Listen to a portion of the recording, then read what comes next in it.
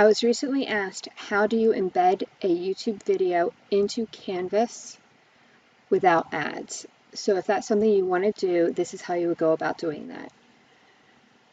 Now, for example, if you just embed a YouTube video naturally, when the student clicks play, it will play. Hello, my name is Holly. But when they pause it, suggested videos will come up. Additionally, at the very end of the video, suggested videos will also pop up again.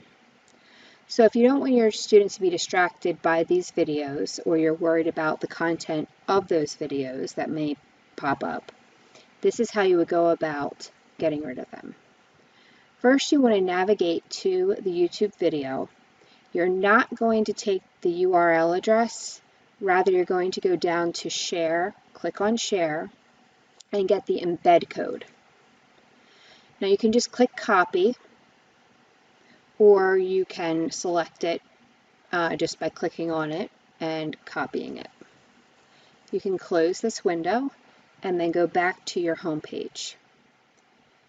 You can click Edit, and in previous versions of Canvas, it actually had an HTML editor, and I'm not seeing that at the top. So down below here, we have switched to Raw HTML Editor.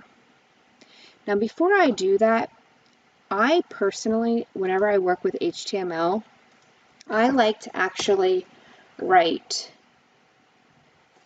"put video here." You can always go back and delete that, but this way, if you have a lot of text, you don't want to be searching for the location of where you want to insert this video in HTML. So I just write "put video here." So that's what I'm looking for. So now I can go down to my HTML editor, click it. All right, so now I see how I have all of this wording here. I can scan for "put video here," which actually I did, and I can see it right here.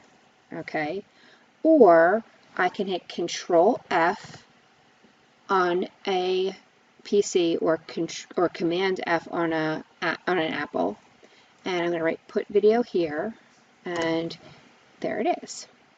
Now, HTML code is basically saying the font size, is it bold, is it centered? It's giving all the information about how your wording shows up. So I'm going to put my cursor right at the very end, and you can hit enter. Don't worry about that, because when you go back, you can always change things. So I like to give some space there. So that way I'm clear about what I'm working with. Then I right mouse click and put paste. This is the video right here. It starts off with iframe, width, and height. Okay, and this is the very important part. This is the actual address.